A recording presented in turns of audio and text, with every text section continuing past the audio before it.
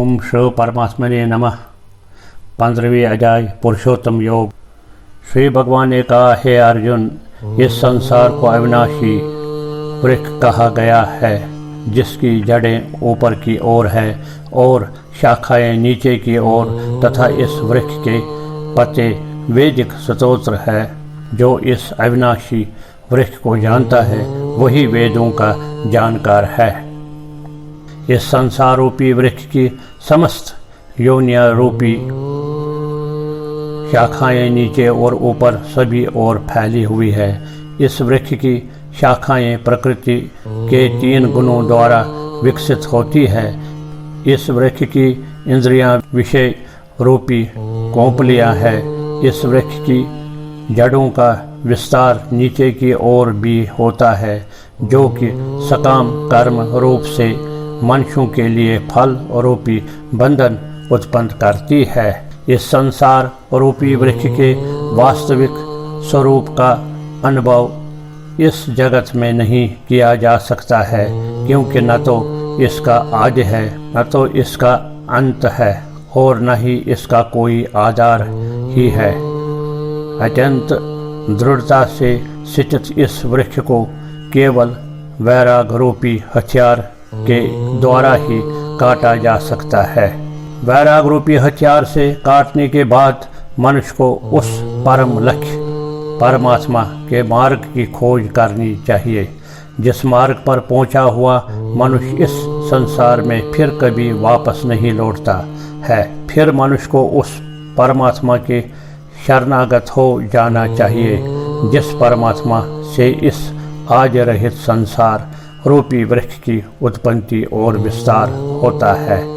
जो मनुष्य मानव प्रतिष्ठा और मोह से मुक्त है, तथा जिसने सांसारिक विषयों में लिप्त मनुष्यों की संगति को त्याग दिया है, जो निरंतर परमात्मा स्वरूप में स्थित रहता है, जिसकी सांसारिक कामनाएं पूर्ण रूप से समाप्त हो चुकी है और जिसका सुख दुख नाम का भेद समाप्त हो गया है, ऐसे मोह से मुक्त हुआ मनुष्य उस अविनाशी परम पद को प्राप्त करता है।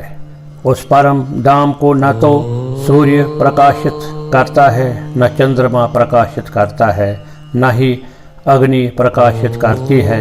जहाँ पहुंचकर कोई भी मनुष्य इस संसार में वापस नहीं आता है, वही मेरा परम धाम है।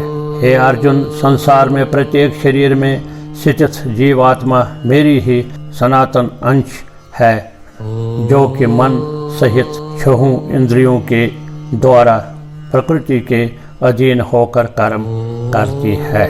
शरीर का स्वामी जीवात्मा 6 इंद्रियों के कार्यों को संस्कार रूप में ग्रहण करके एक शरीर का त्याग करके दूसरे शरीर में उसी प्रकार चला जाता है, जिस प्रकार वायु गंध को एक स्थान से ग्रहण करके दूसरे स्थान में ले जाती है। इस प्रकार दूसरे शरीर में स्थित होकर जीव आत्मा कान, आँख, त्वचा, जीव, नाक और मन की सहायता से ही विषयों का भोग करता है। जीव आत्मा शरीर का किस प्रकार त्याग कर सकती है, किस प्रकार शरीर में स्थित रहती है और किस प्रकार प्रकृति के गुणों के अधीन होकर विषयों का भोग करती है। मूर्ख मनुष्य कभी भी इस प्रकृति को नहीं देख पाते हैं। केवल वही मनुष्य देख पाते हैं जिनकी आंखें ज्ञान के प्रकाश से प्रकाशित हो गई है।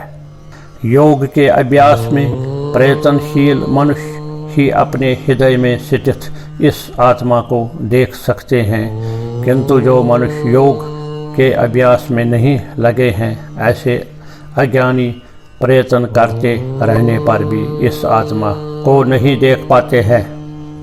हे अर्जुन, जो प्रकाश सूर्य में स्थित है, जिससे समस्त संसार प्रकाशित होता है, जो प्रकाश चंद्रमा में स्थित है और जो प्रकाश अग्नि में स्थित है, उस प्रकाश को तो मुझसे ही उत्पन्न समझ। मैं ही प्रत्येक लोक में प्रवेश करके अपनी शक्ति से सभी प्राणियों को धारण करता हूँ, और मैं ही चंद्रमा के रूप से वनस्पतियों में जीवन रस बनकर समस्त प्राणियों का पोषण करता हूँ। मैं ही पाचन अग्नि के रूप में समस्त जीवों के शरीर में स्थित रहता हूँ। मैं ही प्राण वायु और अपान वायु को संतुलित रखते हुए 4 प्रकार के चबाने वाले, पीने वाले, चाटने वाले और चूसने वाले अन्नों को पचाता हूँ।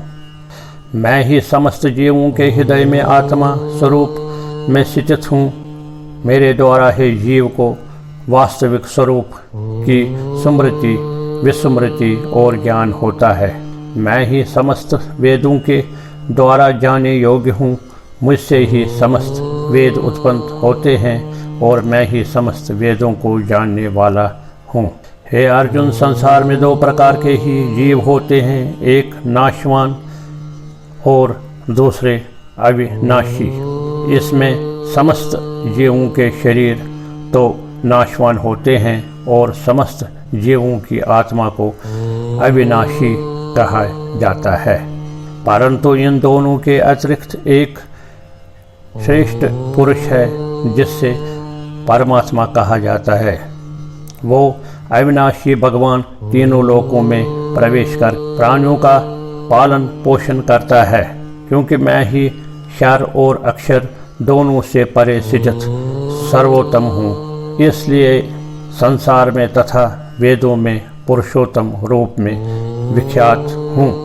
हे भरतवंशी अर्जुन, जो मनुष्य इस प्रकार मुझको संशय रहित होकर भगवान रूप में जानता है, वो मनुष्य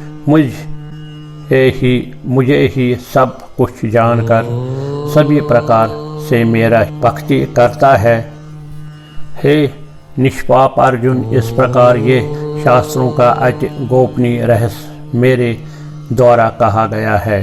हे भरतवंशी, जो मनुष्य इस परम ज्ञान को इसी प्रकार से समझता है, वो बुद्धिमान हो जाता है और उसके सभी प्रयत्न पूर्ण हो जाते हैं। जय श्री कृष्ण। अगर आपने हमारे चैनल मुक्ति सागर को पहले सब्सक्राइब नहीं किया है तो सब्सक्राइब करें। वीडियो अच्छा लगे तो लाइक और शेयर भी करें ताकि हमारे वीडियो की नोटिफिकेशन सबसे पहले आप तक पहुंच जाए। धन्यवाद।